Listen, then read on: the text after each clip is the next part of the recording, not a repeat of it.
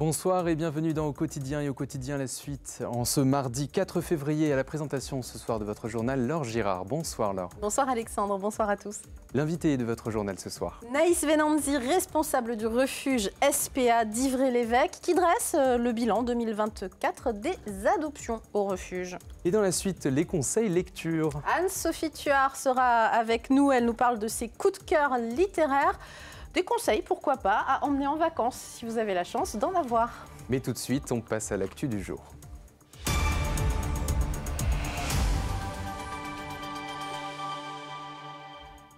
Bienvenue dans votre journal du mardi 4 février, avec au sommaire une sortie scolaire pas comme les autres. Ces élèves de CM2 bénéficient du programme Découvre ton circuit et apprennent l'histoire des 24 heures du Mans tout au long de l'année. Et puis, au Mans, des habitants du bord de l'Huisne s'opposent au démantèlement d'un barrage.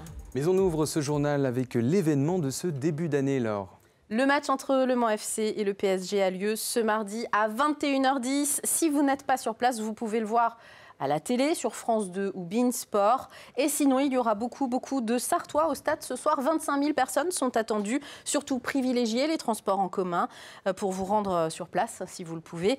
Nous ferons un retour sur cette soirée exceptionnelle, évidemment, dans l'édition de mercredi, 18h30 en direct.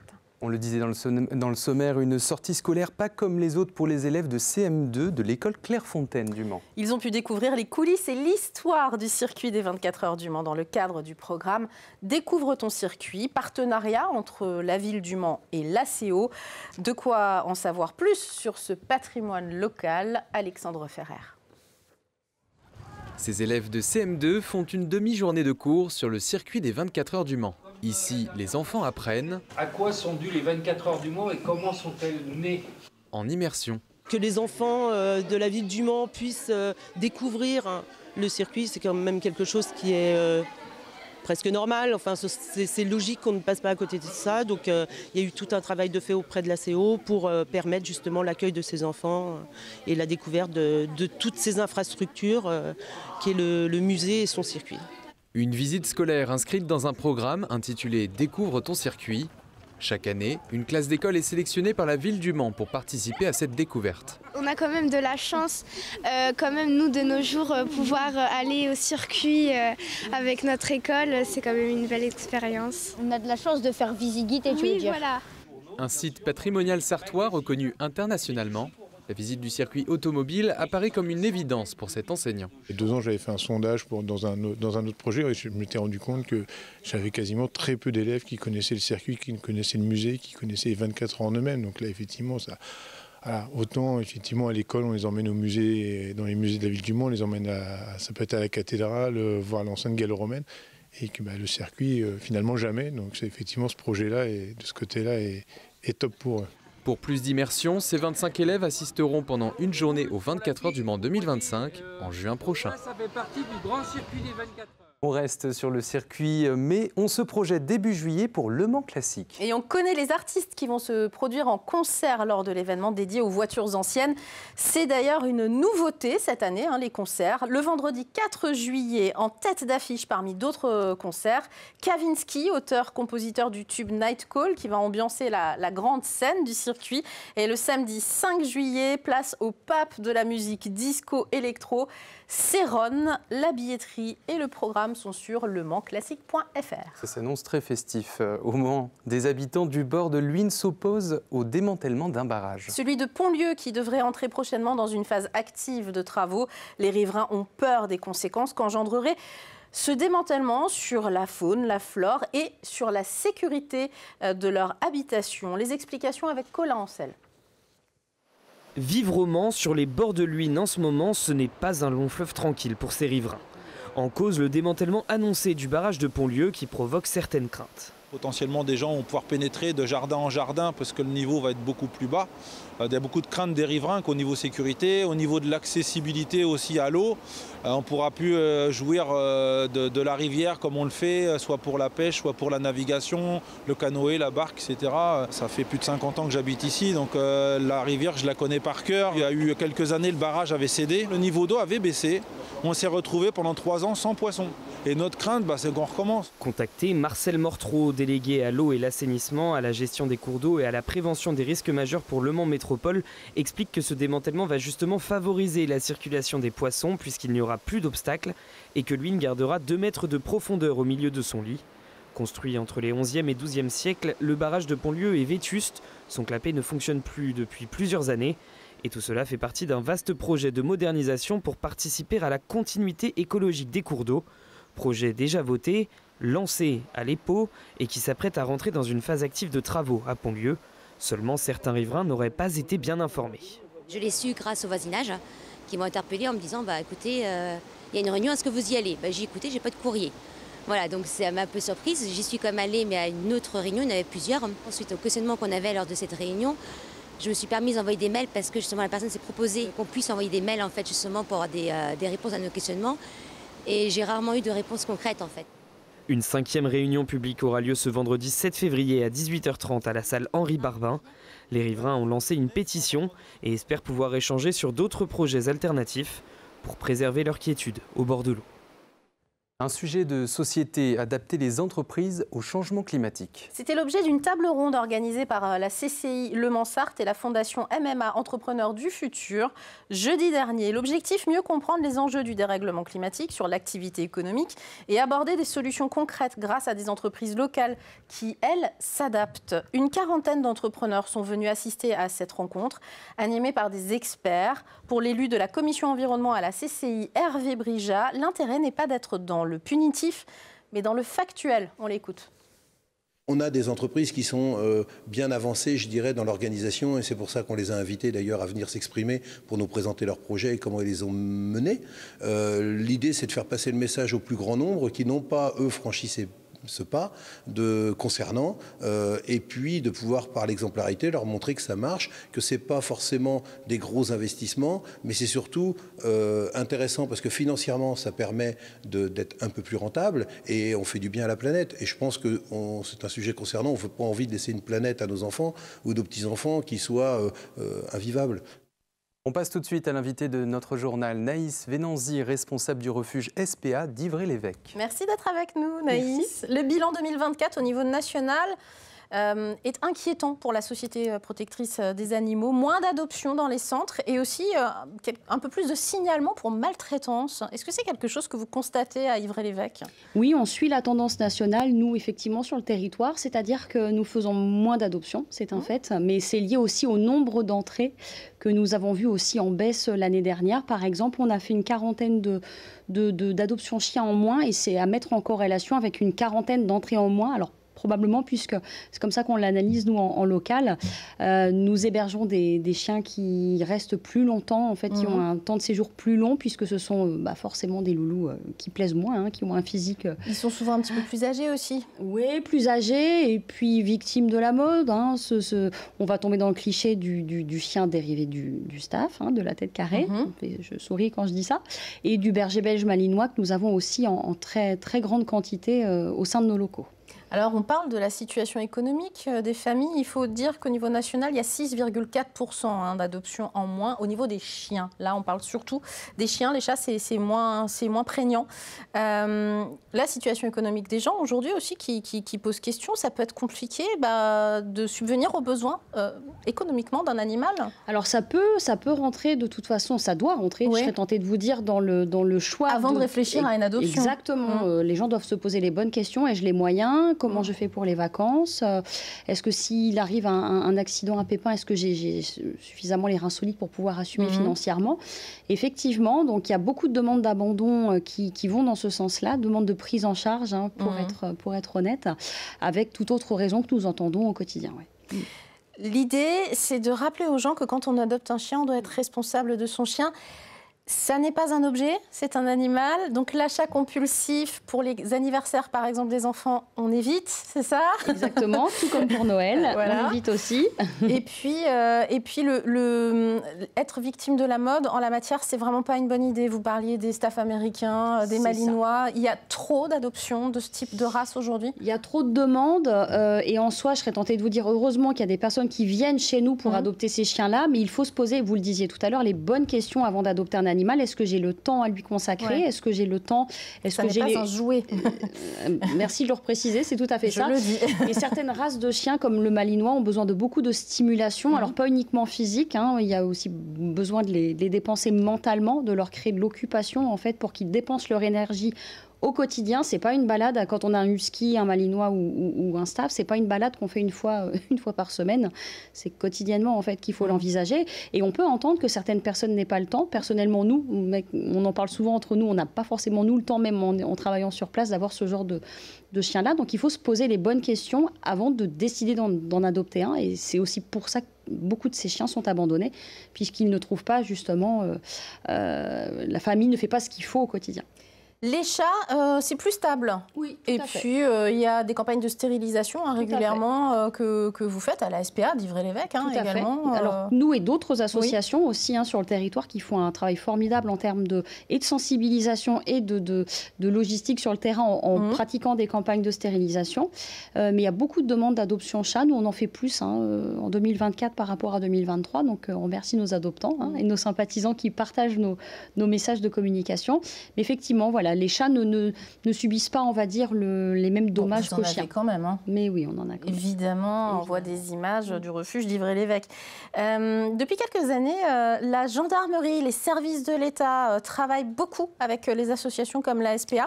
Est-ce que on signale plus de maltraitance aussi à la gendarmerie, tout simplement, spontanément? Oui, clairement. Aujourd'hui, il y a une prise de conscience quand même citoyenne, je dirais. Exactement. Ouais. Je suis incapable de vous dire s'il y a plus de mauvais traitements qu'avant. Tout ce qu'on sait, tout ce que nous on constate au national et sur le territoire, c'est qu'il y a effectivement plus de sollicitations de la part et des forces de l'ordre et des tribunaux aussi qui nous sollicitent dans certaines situations.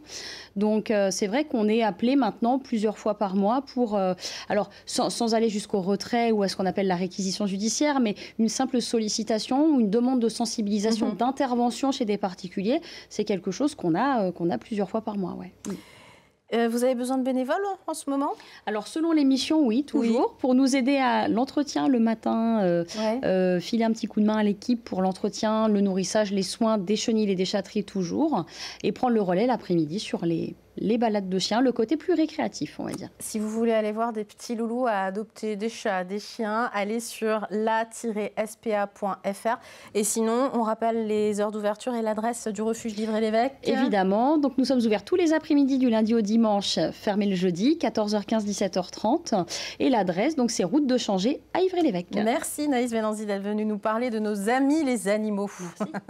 On termine ce journal avec le rendez-vous des amateurs de musique classique en Sarthe. Le Festival de l'Épau revient cette année du 20 au 27 mai pour sa 41e édition. La billetterie sur place et sur Internet ouvre le 25 février. Au programme de grands noms tels que Barbara Hendricks, Renaud Capuçon, Jordi Saval, mais aussi des nouveautés comme l'heure musicale proposée par le pianiste Jean-François Zigel, bien connu dans les médias. Il propose une heure musicale gratuite chaque soir pendant le festival à 18h. Mais ce n'est pas le seul coup de cœur de la directrice artistique du festival, Marianne Gossia, qu'on écoute au micro d'Elisa Cribier. L'ouverture avec la grande et l'immense Christina Pluart qui vient pour la première fois à l'Abbaye royale de l'Épau. Une soirée tout forêt avec le requiem de Forêt qui sera donné pour la première fois ici à l'Abbaye. L'avenue de la garde républicaine, là encore aussi pour la première fois. Tous les concerts du soir ont lieu dans l'abbatiale, ça c'est une première, avec l'idée que cette acoustique peut accueillir maintenant toutes les formations.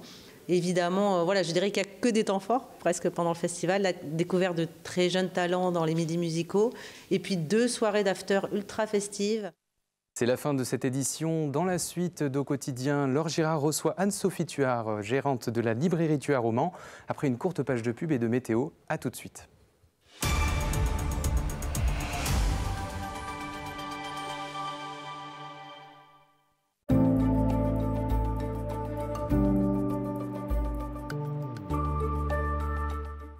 Bonsoir messieurs, dames, quel plaisir de vous retrouver pour ce nouveau bulletin météo sur LMTV Sarthe et merci à vous chaque jour d'être de plus en plus nombreux à nous regarder. Alors pour votre soirée, des conditions météo globalement calme sur l'ensemble de notre département, mais également sur nos départements voisins, avec un ciel, alors oui, c'est vrai, plutôt bien dégagé, mais pas partout. Vous voyez quand même quelques petits passages nuageux, mais des nuages qui resteront globalement discrets. Puis attention, très localement quand même, à la formation de bancs de brume et de brouillard. Côté température, celle-ci évolue entre 5 et 7 degrés, avec 5 degrés à Mamers, 6 degrés pour Alençon, Cieux-le-Guillaume ou encore pour la Ferté-Bernard, 7 degrés pour Laval, au Mans ou encore du côté d'Angers. Pour la journée de mercredi au petit matin, un ciel qui sera comme assez chargé avec de nombreux nuages, de nombreux bancs de brume et de brouillard.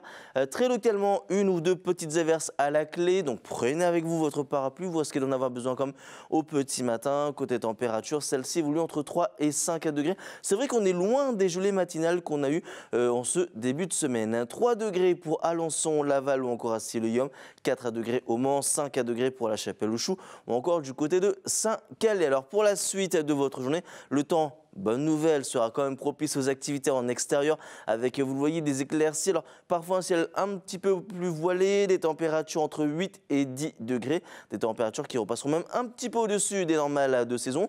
Jeudi, un temps encore calme et sec puisqu'on reste toujours protégé par cet anticyclone.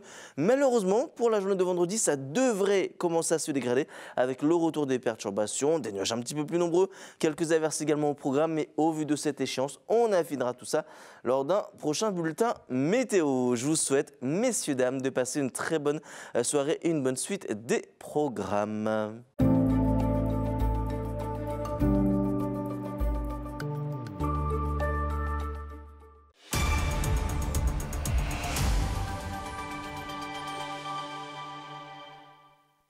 De retour sur le plateau de Quotidien ce mardi 4 février, la qualité de l'air, les températures en hausse permettent de limiter les émissions de particules issues du chauffage et le changement de direction des vents dans la nuit favorise le retour de l'ozone en provenance de l'océan. Donc vous le voyez, l'air n'est pas bon mais il est moyen ce mercredi et c'est déjà pas si mal. On reçoit Anne-Sophie Thuard, la gérante, patronne de la librairie Thuard au Mans. On ne connaît qu'elle. Vous nous invitez au voyage pour les vacances avec vos lectures, vos coups de cœur, n'est-ce pas Anne-Sophie? Même tout le temps. Tout le temps. Ouais, on peut voyager dans les livres. Ouais. Alors on commence avec un livre qui est publié il y a quelques jours, là en janvier. C'est la rentrée de janvier de nos blessures, un royaume, chez Buchet-Chastel de Gaël Josse. Une histoire, l'histoire qui commence sur scène, mais qui va partir très très vite en voyage. Expliquez-nous. Alors, c'est une histoire d'une jeune danseuse qui visiblement a un grand deuil à vivre et ça arrive dans la vie comme ça peut arriver à tout le monde. Et puis elle décide de partir après une dernière présentation de danse classique et elle part, on va petit à petit rentrer dans sa vie. Elle va faire quoi? Elle va faire avec un livre dans ses bagages, très peu de bagages, mais un voyage lente, un train, bus, pas dans le grand confort. Et petit à petit, on commence à comprendre ce qu'elle amène et pour quelles raisons elle veut aller en Croatie. Elle traverse l'Italie. Très beau, parce qu'on rentre aussi dans le livre, c'est en fait deux histoires dans un seul livre, parce que son amoureux ou son conjoint avait un livre qu'il aimait tellement, et on a des passages de ce livre-là en parallèle, et c'est très poétique, c'est très beau. C'est une histoire de voyage, une quête de soi, et une histoire d'amour de la littérature, en fait. Comment les livres peuvent créer du lien entre les gens, même au-delà de la mort? C'est absolument ça, parce qu'elle commence à rentrer dans cette passion de son conjoint pour un auteur qui n'a fait qu'un seul livre dans sa vie et qui raconte justement l'histoire d'une petite fille handicapée qui pourrait être un démarrage difficile. Il n'a qu'un seul enfant et on voit cet amour incroyable, inconditionnel pour cette petite qui est comme une petite fée, qui n'est pas comme tous les autres enfants. Et il gère aussi le couple dans cette histoire parce que sa femme, très déçue, évidemment voudrait aussi vis-à-vis du monde, l'extérieur, un enfant avec lequel on peut aller partout et ce n'est pas le cas. Donc c'est deux histoires dans le même et c'est typiquement Gaël Josse qui sait rimer ces histoires très bien. Auteur de romans à succès, Gaël Josse, sa réputation n'est plus à faire. On vous le conseille. Gaël Josse, De nos blessures, un royaume. Très beau titre d'ailleurs, je le signale. Pour l'instant, il est encore en grand format chez Buchet-Chastel. Vous continuez à nous faire voyager. Alors là, on part en Iran pour les deux propositions. Absolument. La première, Badjens de Delphine Minoui, paru en août dernier. Badjens, ça veut dire mauvais genre en persan. Oui, alors l'histoire, c'est qu'on l'a tous vécu avec grande attention il y a 2 ans, en 2022, quand on pensait que la jeunesse n'accepterait plus les règles très strictes de leur religion imposée. Et on a un espoir, donc ça commence avec une jeune femme, effectivement, qui monte sur une sorte de benne pour enlever son foulard et le brûler en public. Donc c'est un acte extrêmement révolutionnaire, en quelque sorte. Donc on va suivre après avec des flashbacks, des retours. Qu'est-ce qui s'est passé? Elle est jeune, elle a 17 ans. Elle a vécu dans un pays où la liberté n'y était pas, surtout pour les femmes. Et puis, on n'a pas de comparaison, on rentre dans une vie sociale ou politique ou dans un pays où on ne se pose pas de questions, c'est ainsi. Et bien non, petit à petit, elle commence à se révolter. Ça fait écho à la jeune femme, et on s'en souvient tous, arrêtée le 2 novembre dernier à Téhéran pour un voile mal porté et qui s'est mis en sous-vêtements devant l'université de Téhéran. Ça fait évidemment écho à cette jeunesse-là. Ce livre, d'ailleurs, je signale que Delphine Minoui est journaliste, lauréate du prix Albert Londres. C'est quelqu'un qui est en prise directe avec la société, finalement. Je pense que notre rôle aussi de libraire, de toujours attirer l'attention sur les pays où les situations de notamment les femmes, mais pas que, aussi les hommes, et c'est pas une liberté, ça. Et on veut tellement que ce pays-là aussi a un jour une sorte de forme de, est-ce que je l'appelle démocratie, en tout cas une liberté. Le mot liberté est très important pour moi. J'ai pas donné la maison d'édition. Ça, c'est le Seuil. Le Seuil. Delphine Minoui, Badjens, paru au Seuil. Allez-y. On reste en Iran. C'est un hasard, vous m'avez dit. C'est vrai, c'est un hasard. Faut dire, dans mon équipe, j'ai une Iranienne très belle et puis qui retourne de temps en temps son pays. Donc elle a des bons conseils à donner. Aussi voilà, on a souvent les mêmes coups de cœur, mais c'est un peu ça aussi. Mais même si je te laisse peut-être. Le gardien de Téhéran, de Stéphanie Pérez, chez Pocket, paru en mars dernier. Stéphanie Pérez est aussi une journaliste qui connaît très bien la situation dans différents pays. J'ai lu et beaucoup défendu cette année à Noël la ballerine de... j'ai oublié, de Kiev, voilà. Oui, la ballerine de Kiev. Donc c'était très fort aussi sur l'Ukraine. Et là, c'est une histoire sur... moi, je suis vieille maintenant, donc je me rappelle très bien l'histoire du Shah qui finalement a été chassé et Khomeini était arrivé au pouvoir. Et c'est un gardien qui arrive dans un métier juste gardien de musée, mais c'est le grand musée de l'art contemporain que la femme du Shah, donc Faradiba, voudrait créer. Le Shah allait un peu trop vite. Il était tellement influencé par l'Occident qu'il voulait ça dans son pays. Il n'a visiblement pas respecté les règles d'un pays où il y avait une culture et une histoire. Et tout l'argent, il faut dire aussi très honnêtement, partait dans ces types de richesses. Et le peuple avait faim. Et le peuple avait très faim. Donc ça n'a pas tenu. Et on connaît tous l'histoire où Khomeini est revenu et a mis une... Et donc c'est l'histoire de ce gardien de musée finalement. Qui était en réel. Donc il était embauché pour juste au début déplacer les œuvres d'art, mais de très grande valeur et acheté très cher. Et il est touché par cet art, mais comme... avec lui, on commence à s'intéresser à tous ces contemporains, avec Andy Warhol, on voit un peu sur la couverture, toutes ces œuvres qui sont très vite devenues extrêmement importantes dans l'art contemporain. Et il arrive même à les sauver, parce que quand Khomeini arrive avec donc toutes les lois plutôt dans l'opposé, tout ce qui est dans l'Occident, il fallait le détruire au plus vite, il a réussi à sauver des œuvres. Et ça, c'était une histoire, une intrigue qui est très intéressante. Il est très malin, mais il n'est pas du tout malin. Il est en fait juste lui. Il l'aime. Il tombe en amour devant ses œuvres. Il sait qu'il faut les sauver. C'est un premier roman, il faut le dire. C'est un premier roman. De Stéphanie Pérez. Oui, donc il est maintenant en format poche. Donc là, aucune excuse de ne pas le prendre. Évidemment, on le met dans tous ses bagages. Et même juste quand on ne voyage pas, on voyage avec. Le gardien de Téhéran de Stéphanie Pérez chez Pocket. Je signale, elle n'a pas besoin de publicité, mais le samedi 8 février, il y a un après-midi Harry Potter à la librairie Tuart. Et il y a encore quelques places pour s'inscrire. Il y a encore quelques places. Et les gens sont très, très forts, beaucoup plus forts que moi. Mais évidemment. Donc, c'est les passionnés et c'est super. Là, on voit que le monde technique n'a pas le dessus parce qu'on est juste avec des gens qu'on ne connaît même pas. On joue, on s'amuse, on gagne des petits lots et c'est un après-midi super. C'est samedi prochain, je le dis, c'est le 8 février dans l'après-midi, la journée Harry Potter à la librairie Tuart.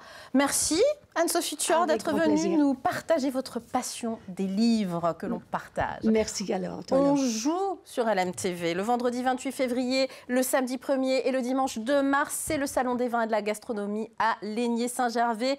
65 vignerons, 35 producteurs fermiers, des dégustations, des cadeaux à gagner sur place. Et 2 entrées si vous jouez. Vous envoyez un mail à jeu@lmtv.fr et Laurence tirera au sort en fin de semaine. Mettez bien votre nom, votre prénom et un numéro de téléphone. Tout de suite, Plus belle ma Sarthe avec Bruno Palmé qui nous emmène ce soir à Lamennais, dans l'Est sartois. C'est entre Vibré et Chéréo. Nous, on se retrouve demain en direct, même heure, et on saura si l'équipe des 100 et or aura accompli un exploit en 8e de finale de la Coupe de France. Allez le Mans, à demain.